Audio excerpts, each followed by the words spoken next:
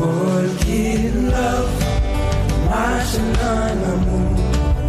Oui, moi vais marcher pour toujours dans l'amour. Parce que miséricorde, oh, pas bien fini. Marcher sous l'amour, nous voulons marcher dans l'amour. Walking love, marching dans l'amour. Quelle que soit la souffrance, l'amour gagne toujours. Béni soit l'Éternel. À Dieu soit la gloire. Victoire au nom de Jésus. Chers frères et sœurs et amis dans le Seigneur, chers internautes, que la grâce et la paix de Dieu soit avec vous. Nous espérons que vous avez passé une bonne semaine avec la présence de Dieu. Eh bien, nous, encore matin, dans place ça, pour nous continuer le travail que nous avons commencé dimanche dernier.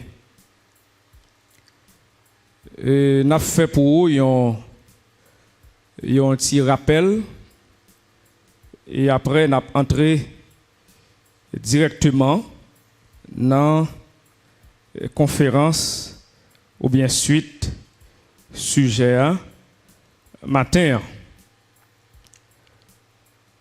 C'est toujours le même sujet.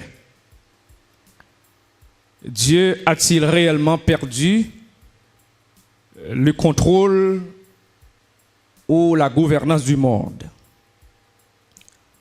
Dimanche dernier, nous avons introduit le sujet. Avant même que nous ayons introduit, nous avons fait une mise en contexte. Et après introduction, nous avons fait analyse et clarification du sujet. Nous avons surtout fait un travail de prolégomène. Et en d'un point ça, nous avons énoncé pour vous présupposer le sujet. Parce que toute bagaille est opérée à partir des présupposés ou bien à partir des postulats. Et après, nous avons délimité conceptuellement sujet. Nous avons travaillé sur dimension sémantique sujet. Et toujours dans le point ça, nous avons délimité pour champ épistémique sujet, domaine de connaissance ou bien champ de connaissance dans lui-même, sujet ça, les situé li. Nous avons dit que sujet ça, les situé li dans le champ de la philosophie, son discipline. Et après, nous avons dit que sur le plan théologique, eh bien, sujet ça, il est dans le champ théologique. Domaine de connaissance, ou bien champ de connaissance, sujet ça, eh bien, il est dans la théologie. Et nous avons dit, on a quel type de théologie? Eh bien, que sujet ça, il est situé. C'est surtout dans la théologie cataphatique, ou bien théologie positive, et qui c'est l'opposé de la théologie apophatique, ou bien la théologie négative.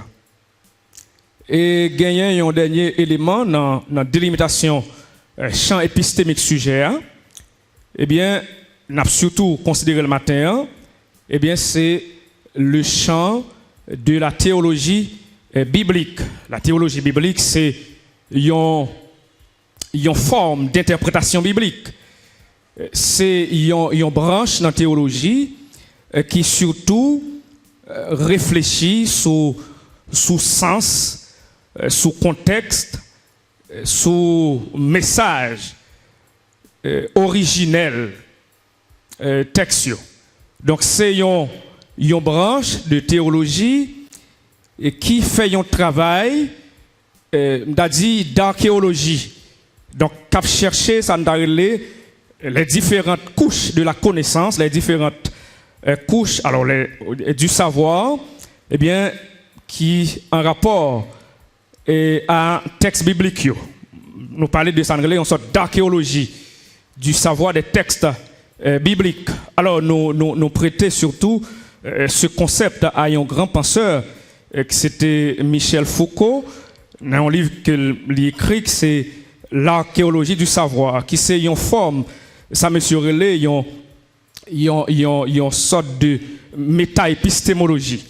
Bien, et après nous t'ai précisé pour vous relation que bon Dieu gagne avec le monde là. Et nous t'ai commencé présenter où après ça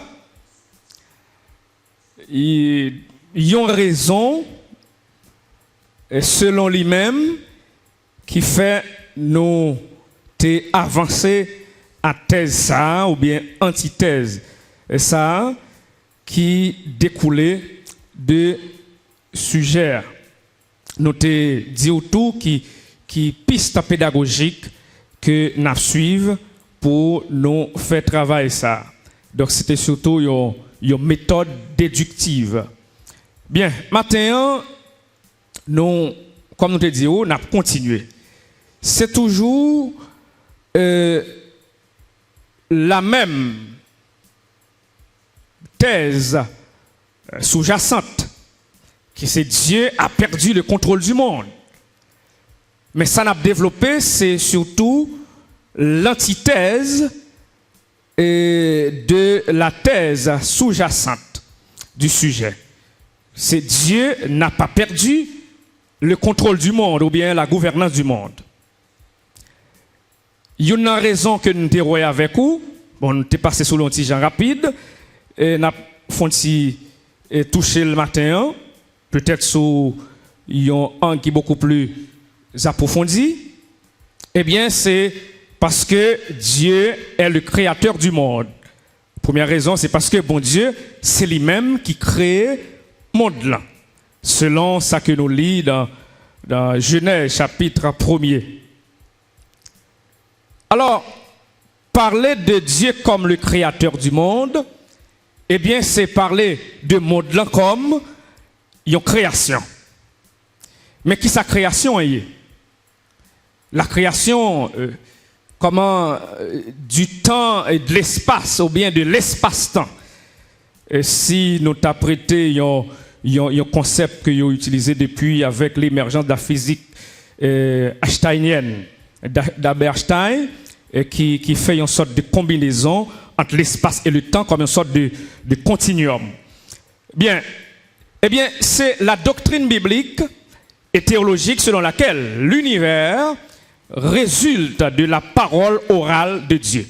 Donc, l'on dit la création, eh bien, c'est une doctrine biblique et théologique selon lui-même, univers là, les résultés ou bien les découlés, les sortis en dedans parole orale, bon Dieu. Autrement dit, c'est un acte ontologique par lequel Dieu a fait surgir l'être du non-être. Bon, c'est ça, monsieur Relais, la création ex nihilo. Bon, c'est une expression latine qui veut dire une création à partir de rien. Donc, ça veut dire qui ça? En termes d'implication théologique majeure, eh bien, ça veut dire doctrine, création ex nihilo, ça, création à partir de rien, ça, eh bien, l'y exclut l'idée selon lui-même, matière là, l'y éternelle. Ça veut dire matière est toujours là. Deuxièmement, l'y exclut l'autre doctrine que M. Relais, le dualisme dans l'univers. Ça veut dire que c'est une autre forme d'existence ou bien une autre force qui opposée à bon Dieu et qui même échappé en bas contrôle bon Dieu. Toujours en termes d'implication théologique majeure, elle indique aussi que Dieu est distinct de sa création et qu'il n'est pas, comme l'affirme le panthéisme, une manifestation externe d'une substance infinie. Donc, le panthéisme, c'est une doctrine sur lui-même. Eh bien, toute bagaille, c'est bon Dieu c'est toute bagaille. Donc, pas gagné, il y a une séparation entre Dieu et la création. Eh bien, la doctrine de la création ex nihilo, ça veut dire création ex nihilo en latin, lui exclut possibilité de l'éternité de la matière et lui exclut possibilité de un dualisme ou bien l'autre force qui est opposée à bon Dieu et qui même est perdu, que bon Dieu même perdu contrôle. Et cependant, mes frères et sœurs, l'idée de création première contenue de la formule création ex nihilo n'est pas épuisée totalement, eh bien, doctrine création.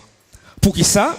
Parce que l'homme n'est pas créé de façon ex nihilo.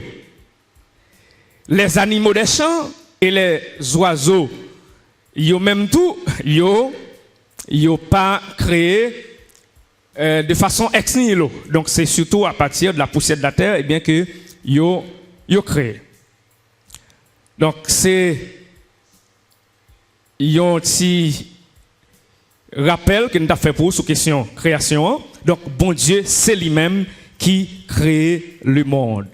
Il n'a pas seulement créé le monde, il n'a pas seulement créé l'univers, il n'a pas seulement créé le cosmos, mais il a aussi établi des lois qui a gouverné constamment l'univers là. Bon, il y a une grande loi que nous connaissons, que vous parlez en physique, c'est la loi de la gravitation universelle. Hein? Donc ça, la physique pas inventée, ça me donne loi ça, mais non, la physique les découvrit loi ça dans le travail qu'il a fait. Donc c'est une loi qui est insérée, qui fait partie de la création que bon Dieu lui fait. Donc première raison qui fait nous dit bon Dieu pas perdu contrôle monde là, c'est parce que c'est bon Dieu qui crée monde là. Donc puisque c'est bon Dieu qui crée monde là, eh bien il y a des lois de fonctionnement que l'y établit pour monde ça et que monde là n'est pas capable c'est-à-dire dépasser limite ça ou bien normes que bon Dieu établit.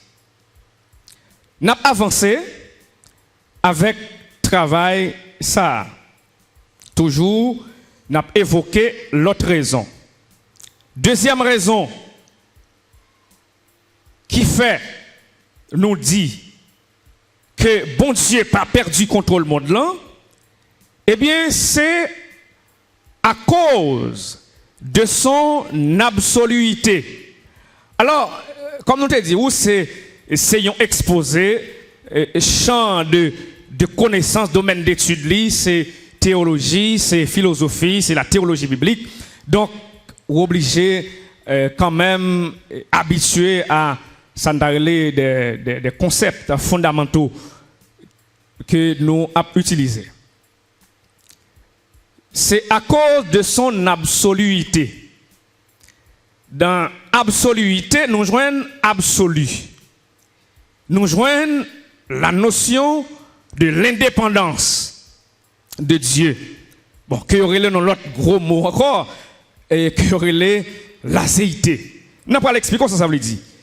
Eh bien, absoluité, hein, et en théologie et en philosophie, et surtout en théologie, c'est un attribut d'essence de Dieu. La caille bon Dieu. Qui ça un attribut d'essentiel? Eh bien, un attribut d'essence, c'est un aspect dans le caractère bon Dieu qui décrit mode essentiel d'existence de Dieu. Nous parlons de comprendre ça et plus toujours. Là, nous parlons de absoluité et nous disons dans le mot ça nous joignons absolu, mais c'est qui ça, mot ça veut dire absolu.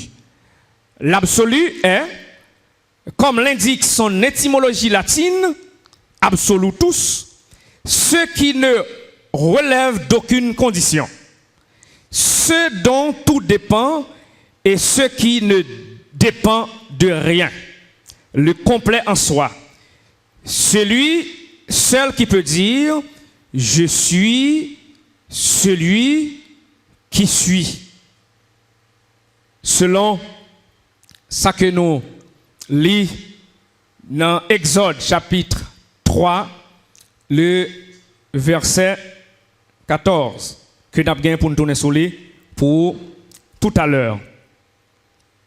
Nous avons pour l'absolu est, comme l'indique son étymologie latine, absolutus, ce qui ne relève d'aucune condition, ce dont tout dépend et ce qui ne dépend de rien, le complet en soi, celui seul qui peut dire je suis celui qui suis. Toutefois, mes frères et sœurs, on doit prendre en garde de ne pas identifier l'absolu dont il est question ici au sens ontologique et essentiellement spirituel, à la conception matérialiste et intrinsèquement inintelligible d'une réalité en soi et par soi.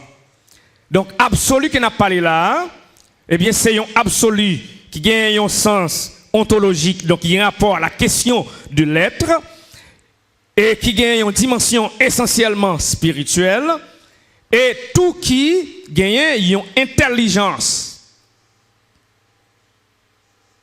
qui est différent dans l'autre type d'absolu. Eh bien, l'autre type d'absolu, ça, que yo surtout joigné, yo surtout parler de ce type d'absolu, eh bien, dans le matérialisme, qui c'est l'autre courant, l'autre doctrine philosophique qui postulait que toute bagaille c'est matière. Donc, la matière c'est le substrat de toute bagaille qui existait. Donc, ils ont mis de côté la question de la transcendance, la question de Dieu, la question de la spiritualité, dans le sens que la Bible les concevoir. Eh bien, pour eux-mêmes, absolu, eh bien, c'est un bagaille qui intrinsèquement en dans l'inintelligible. Hein? Donc c'est un bagage qu'on est capable de doter une intelligence à lui-même. C'est un bagage qu'on est capable de doter à lui-même. Ça me parle une notion, la notion d'être. Non, on ne peut pas faire ça pour absolu ça dans le niveau ça. On a regardé Exode 3 qui c'est un texte qui est développé pour nous, qui permet de nous joindre ça me parle matériaux, ou bien un exemple pratique de notion ça qui peut-être été une façon très abstraite pour peut-être un peu le monde. Exode chapitre 3. Messieurs Aurélie, surtout certains théologiens et les philosophes, il y aurait l'ontologie mosaïque ou bien la métaphysique de l'Exode. L'ontologie mosaïque ou bien la métaphysique de l'Exode. Donc c'est comme ça que messieurs, dans le langage qui est très technique, il y aurait l'elle. Bonne tali pour verset 14 dans Exode chapitre 3. Dieu dit à Moïse, je suis celui qui suis. Et il ajouta, c'est ainsi que tu répondras aux enfants d'Israël. Celui qui s'appelle je suis m'a envoyé vers vous. En effet, il y a un petit séjour dans le texte hébreu pour nous aider ou plus ou moins comprendre passage ça. Eh bien, dans passage ça,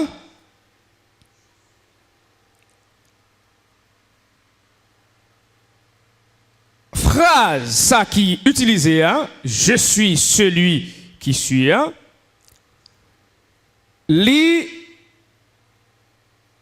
c'est traduction de l'hébreu, de une phrase hébreu. Ayez, Asher, ayez. Ayez, Asher, ayez. Et du grec, ego, eimi, on. Et du latin, egosum, quisum. Ma comprendre pour la phrase je suis celui qui suis.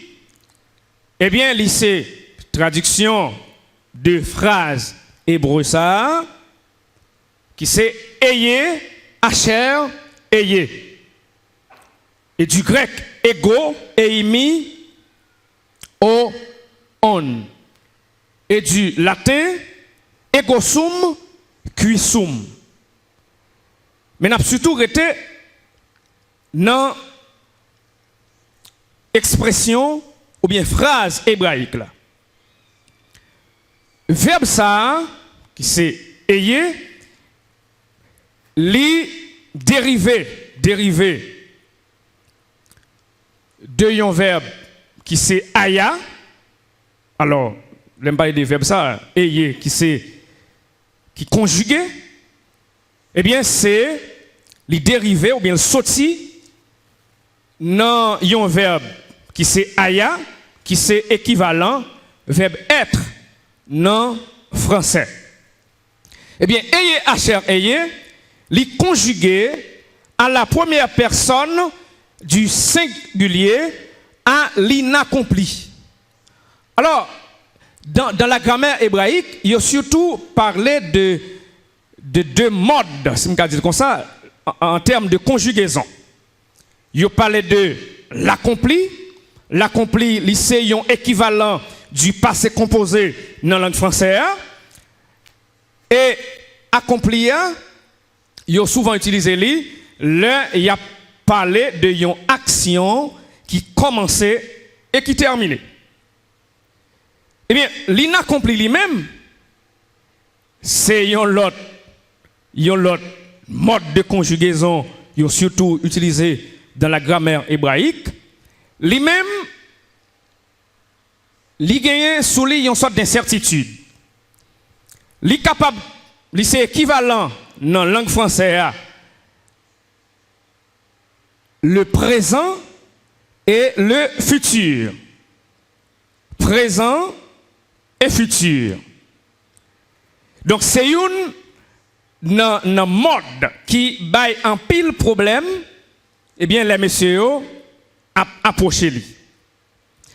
Eh bien phrase ça ayez, Asher, ayez, li pas utilisé dans mode ça c'est accompli, mais plutôt à la première personne de l'inaccompli. Ça veut dire qui ça? Ça veut dire c'est une phrase qui ouvert sur l'infini. C'est une phrase qui traduit selon mode de conjugaison qui est utilisé. Il traduit ça l'absoluité de Dieu, il traduit l'indépendance de Dieu, il traduit l'acéité de Dieu, il traduit que bon Dieu ça a parlé, eh bien, il n'est pas conditionné par rien. Alors que toute bagaille, eh bien, yo conditionné par lui-même. Yo dépend de lui-même. Li pas dépend de rien, toute bagaille dépend de lui-même. Et c'est ça que nous relais, eh bien, l'absolu. Par exemple, l'on prend Genèse 1er qui ça le dit, au commencement, Dieu créa les cieux et la terre. La terre était informe et vide. Il y avait des ténèbres à la surface de l'abîme. Et l'Esprit de Dieu se mouvait au-dessus des eaux. Donc, où elle commençait avec Dieu, au commencement, Dieu créa. Ça veut dire, il plaçait, bon Dieu, eh bien, non niveau qui enlève, qui est élevé par rapport à la création. Donc, c'est une dans le texte à travers la Bible, eh bien, qui décrit, bon Dieu, comme l'absolu. Donc, lui-même, lui conditionner toute bagaille vient à l'existence parce que lui voulait ça, et lui-même, lui pas conditionné par rien. Donc, c'est ça qui explique ça. Donc, c'est raison ça, c'est deuxième raison ça qui fait que nous avançons thèse ça, qui c'est une antithèse tout, pour nous dire que bon Dieu, lui pas perdu contrôle monde là, lui pas perdu gouvernance monde là. Un, parce que c'est créateur monde là. Deux, parce que lui c'est un être qui absolu. Ça veut dire, lui pas dépend de rien. Lui pas dépend d'aucune sorte de contingence. Donc pas rien qui est capable d'affecter ou bien toucher mon Dieu. Non, pas rien qui a fait ça. Pas rien. Événement, situation difficile. Non. Dieu comme absolu, eh bien pas rien qui est capable mais toucher, qui a affecté bon Dieu. Donc position ou bien thèse antithéiste, je ne vais pas dire athéiste, thèse antithéiste selon lui-même que bon Dieu perdu contrôle monde là, eh bien c'est une thèse eh bien qui situe lui en dehors de de la perspective de la théologie judéo-chrétienne. Malheureusement, il y a un monde qui a défendu ça, donc il y a la fond l'autre bagaille. C'est un monde qui dit il peut aller dans nord et il prend direction sud. Il prend direction sud. Un, le fait que même que y a un monde ou bien un courant des penseurs qui a postulé pour dire Dieu perdu contrôle monde là, déjà qu'on présupposé ontologique et métaphysique qui dit bon Dieu existait. Et dit bon Dieu existait de la perspective de la théologie judéo-chrétienne, eh bien c'est défini bon Dieu un comme créateur, deux comme absolu. En avance, frère Maxime. Troisième raison. C'est à cause de sa souveraineté. À cause de sa souveraineté. Selon ça que nous lisons dans 1 Chronique 29, versets 10 et 11. À cause de sa souveraineté. Donc là, on a parlé de souveraineté de Dieu. Qui sa souveraineté a? Eh bien, la souveraineté, c'est un attribut volitif, bon Dieu. Qui c'est un attribut volitif? Eh bien, c'est un aspect dans le caractère, bon Dieu, qui en rapport à décision que mon Dieu prend, à exécution, décision ça yo. Yo le ça, attribut volitif de Dieu. Nous avons parlé, là on parle de l'absolu pour Dieu, et bien nous avons parlé de attribut d'existence en théologie. Là nous avons attribut volitif pour bon Dieu, souveraineté. Et bien qui sa souveraineté veut dire? Il veut dire, ce mot, ce terme, ce concept, pouvoir que Dieu exerce sur sa création. Pouvoir absolu que bon Dieu exerçait sous création. Et qui t'en tout Maxime, pas gagner aucune puissance créée, et bien qui est capable de dominer bon Dieu.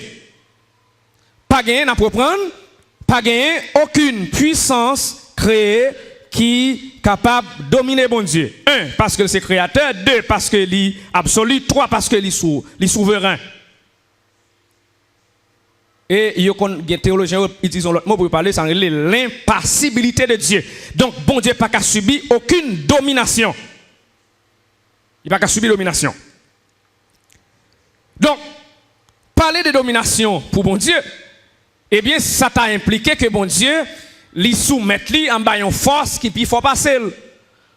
c'est à dire, bon Dieu, lui perdu souveraineté li. Mais là, on dit ça, on est en sorte de contradiction. Comment parler de la perte de la souveraineté, eh bien, pour bon Dieu qui est absolu? Non, on va tomber dans notre schéma, malheureusement, que un pile monde fait, et sous prétexte de connaissance, yo savant, eh bien, yo dit n'importe bagaille, n'importe quoi. Bien. On nous regarde le texte qui exprime ça. Dans 1 Chronique 29, versets 10 et 11, eh bien, c'est un texte là-dedans, après 1 Chronique 28, David lui t'a sensibilisé Israël après qu'elle te fin, on a dit remettre gouvernance pays, leadership pays à petit de Salomon. Eh bien, David, dans l'accompagnement que le tabac à Salomon, dans le début leadership, eh bien, David, il te prend le soin pour te motiver, peuple Israël là, eh bien, pour une offrande, ou bien, offrande considérable, offrande de valeur, pour la construction du temple. Un premier temple qui t'a pas construit. Et c'est un plus grand, ou bien, plus magnifique édifice, eh bien, que le monde connaît, comme on a dit, édifice spirituel que le monde connaît. Et je me souviens, je lis dans un document, un livre théologique, c'est Connaître la parole de Dieu.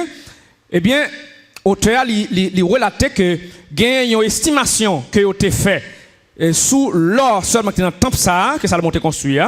Ça a gagné plus de 20 ans, c'est-à-dire actuellement ça a gagné pour 30 ans. Depuis qu'il a été évalué à taux du jour, à taux du jour, taux dans le moment, eh bien, l'octroi de temple a été évalué à 87 milliards de dollars américains. Donc, comment je dis, si tu apprends aujourd'hui, qui dans 112, 106, 107 et même 112 gouttes, et s'il pas plus, eh bien, on peut comprendre, ça veut dire. Et comment c'était un temple qui était très magnifique. Eh bien, après que David ait fini de joindre une réponse de Sandarele, générosité peuple là, une réaction de générosité peuple là, dans la façon de comprendre ça, dans la façon de contribuer, eh bien, David, lui, t'est tourné vers l'Éternel pour adorer l'Éternel. Et David, lui prend le soin pour te louer bon Dieu comme le Dieu d'Israël. Dans verset 10 là. Et là, il finit faire ça, David lui évoquait quelqu'un attribut bon Dieu. 1. Sa grandeur. 2. Sa force. 3. Sa magnificence. 4. Sa gloire. 5. Son éternité, que nous pas toucher pour dans série ça. 7. Sa souveraineté. David lui adorait bon Dieu, lui louait bon Dieu, lui exaltait bon Dieu. David lui présentait bon Dieu, lui louait bon Dieu comme le Père d'Israël. Et là, il fait ça, David il prend le soin pour évoquer quelqu'un attribut bon Dieu. Sa grandeur, sa force, sa magnificence, sa gloire, son éternité et sa souveraineté. David reconnaît ça. Donc, mon Dieu, il est souverain. Il a un pouvoir absolu sous création. Puisque il a un pouvoir absolu sous création, eh bien, en aucun cas, eh bien, pas gagnant qui dans la création, qui a échappé en bas contrôle, bon Dieu. Donc, j'espère que vous comprenez des marches là.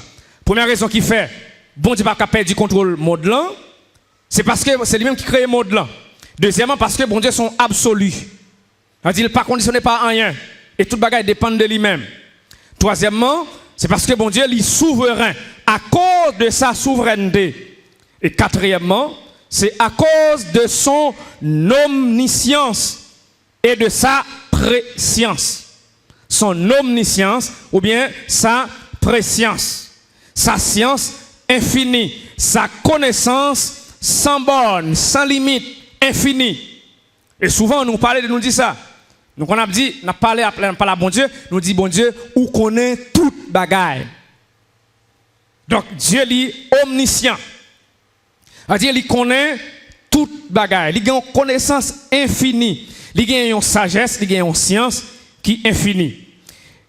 Et la préscience de Dieu, alors la connaissance, l'omniscience de Dieu, ou bien la connaissance infinie de Dieu, il englobe la totalité ou bien l'infinité de la connaissance de Dieu. Tandis que préscience de Dieu lui-même, il gagne une sphère dans la connaissance de Dieu qu'elle touche. La préscience de Dieu, il souvent met accent sous bagaille qui a rapport à la connaissance de Dieu, mais qui concerne le futur. Si nous apprenons sous échelle temporelle, selon ça mesure les axes relationnels du temps, le présent, le passé et le futur. Donc, préscience, bon Dieu, il concerne connaissance que bon Dieu gagne de bagailles futures. Alors que l'omniscience de Dieu, il englobe toute sa connaissance de Dieu. Donc, à cause omniscience, mon Dieu, science infinie, mon Dieu, à cause préscience, mon Dieu, eh bien, bon Dieu, pas capable, perdu, contrôle, monde là. Eh bien, frère Maxime,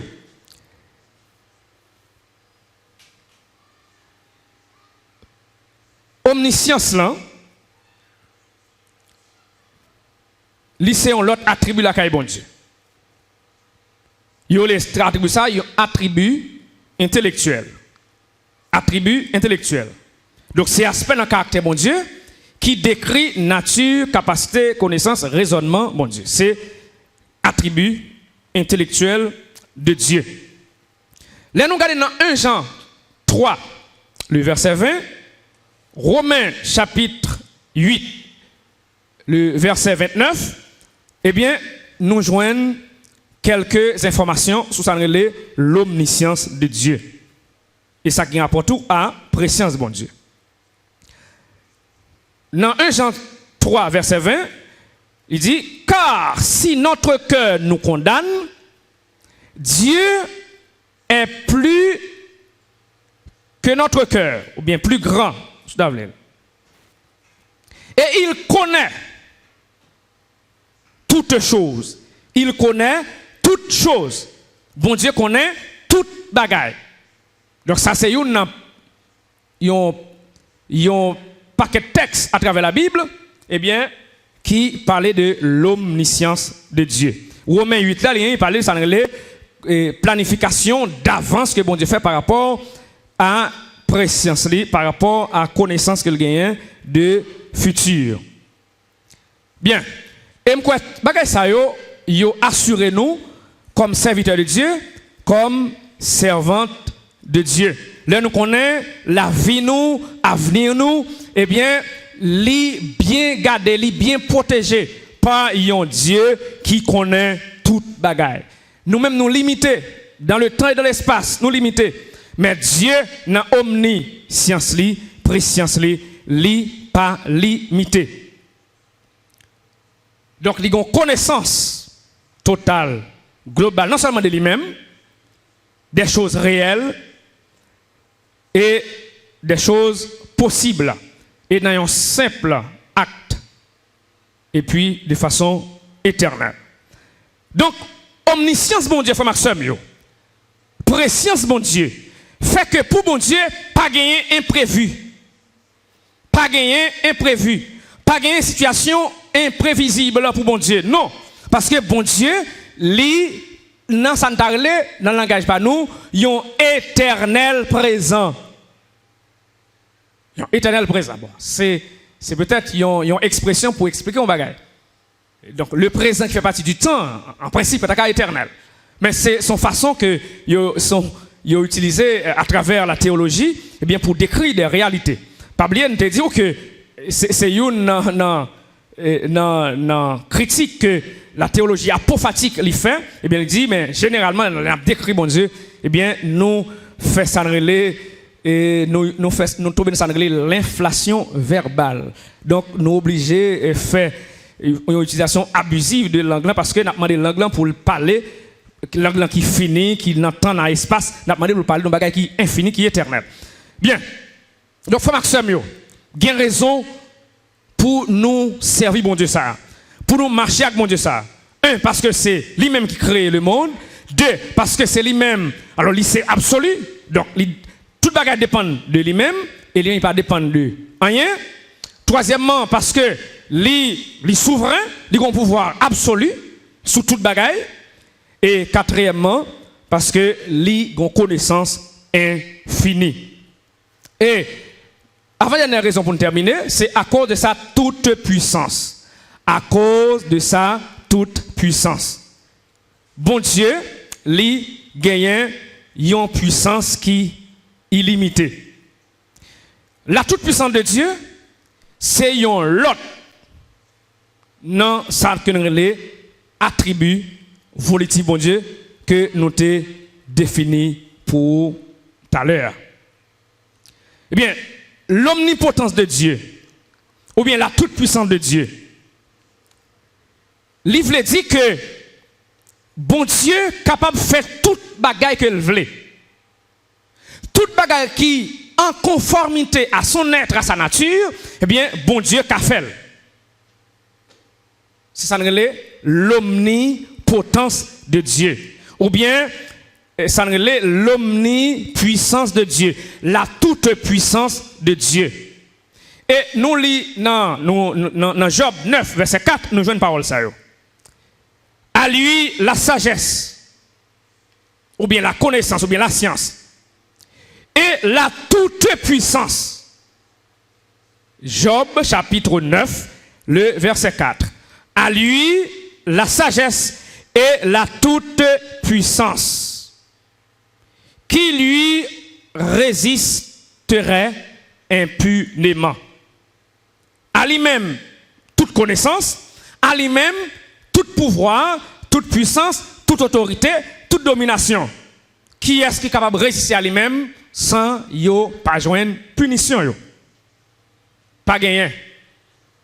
Les grands de ce monde, les grands barons, les grands chefs militaires, les grands politiciens, les grands athées, eh bien, moun qui a fait ça qui mal, les grands criminels, les criminels notoires, eh bien, pas gagné rien information qui est capable de résister à Dieu ça. Parce que bon Dieu, lui gagne toute puissance. Et c'est bon Dieu ça, information nous a servi. Et n'a pas couragé pour continuer à servir. Parce que lui gagne toute puissance. Tout ça qu'elle voulait faire dans la vie, tout ça qu'elle a déclaré, qu'a privé, qui doit arriver sous la vie, eh bien, pas rien qui a empêché de arriver. Parce que bon Dieu a toute puissance.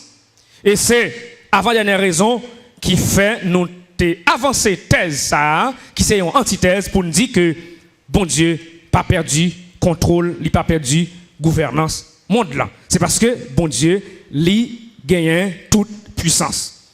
Pour nous terminer, sixième raison, c'est à cause de la stabilité éternelle de son règne. À cause de la stabilité éternelle de son règne.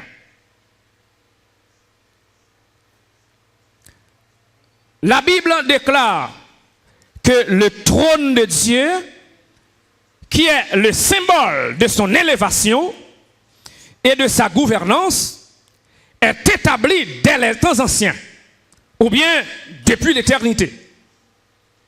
La Bible déclare ça. Trône, mon Dieu, qui sont symbole élévation, mon Dieu, qui sont symbole gouvernance, mon Dieu, qui sont symbole domination, mon Dieu, qui sont symbole de contrôle absolu de Dieu, eh bien, il est établi dès les temps anciens. Alors, les temps anciens ici, eh bien, c'est un équivalent, sous table, eh bien, pour l'éternité.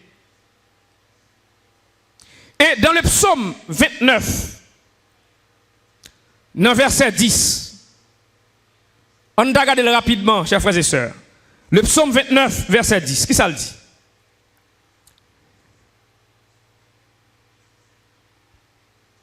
L'Éternel était sur son trône lors du déluge. Je reprends. L'Éternel était sur son trône lors du déluge. L'Éternel sur son trône règne éternellement.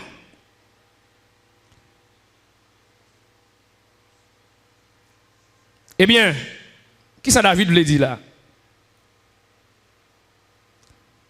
Psalmiste, c'est conclu somme comme ça.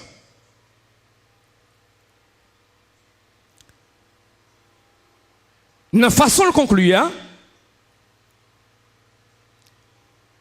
eh bien, il voulait montrer, chers frères et sœurs, que Dieu, lui, c'est créateur.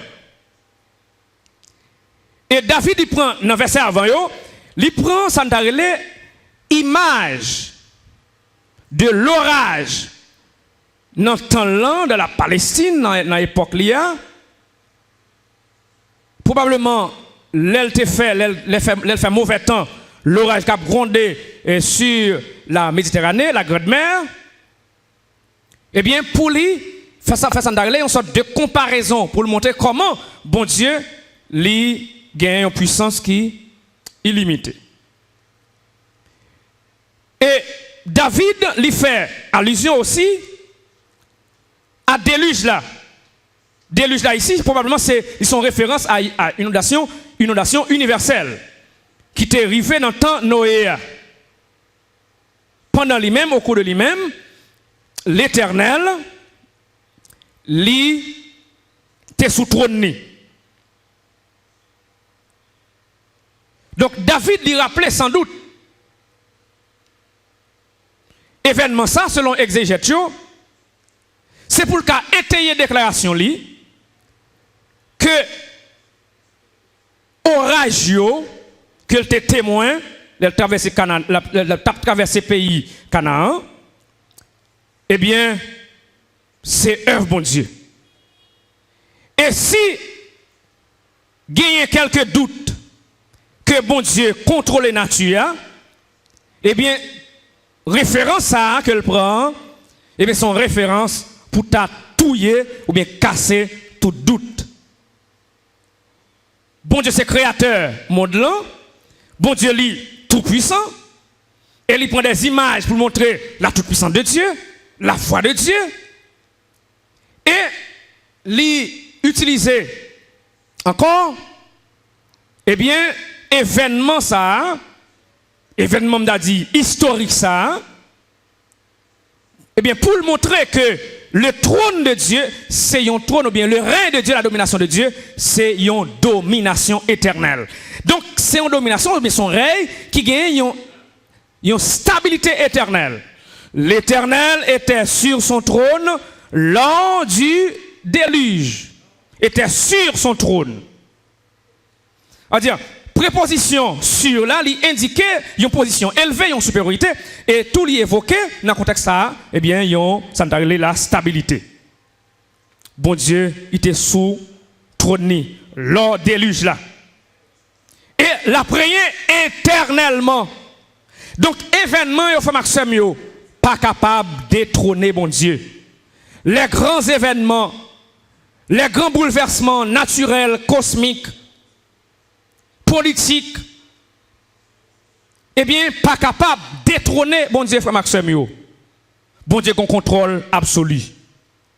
Donc, nous avons terminé pour nous dire, après nous fin énumérer pour vous, de façon systématique et développée pour vous, raison et argument ça, argument thèse ça, nous avons conclu que thèse sous-jacente, sujet, qui c'est bon Dieu perd du contrôle monde là, eh bien, c'est une thèse qui est soutenable de la perspective de la théologie judéo-chrétienne.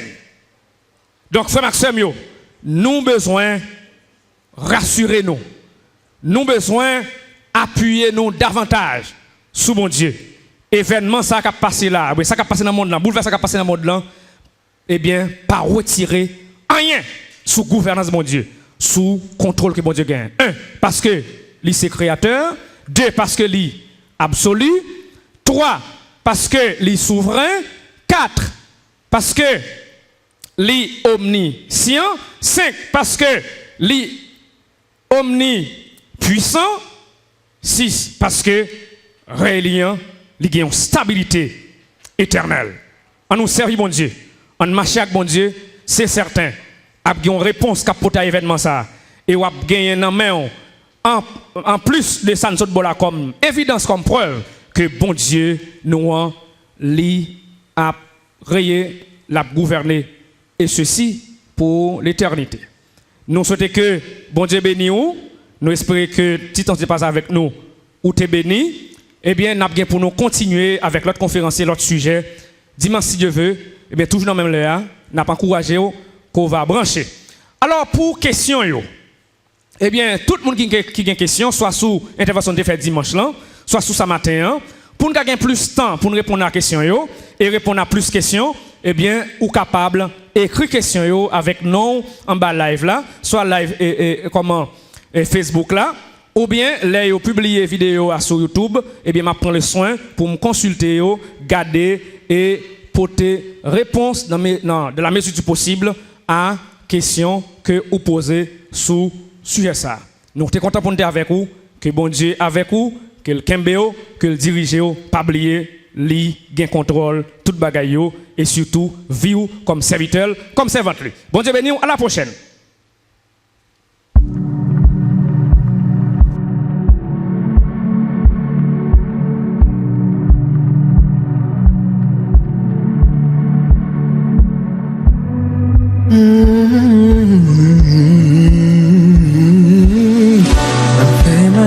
J'en goûte manger. Vraiment, j'en goûte aimer. Sous route là, malgré couillon. Pas que pour les te jouer.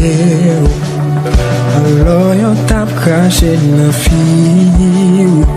Ou t'aimer, puis c'est couillon. T'as même plus que tout. Walking love, marching dans l'amour. Oui, me fait marcher pour toujours dans l'amour. Parce que miséricorde, oh, pas bien fini. Marcher sous l'amour, nous fait marcher dans l'amour. Walking love, marching dans l'amour. Quelle que soit la souffrance, l'amour gagne toujours. Walking love, marching dans l'amour.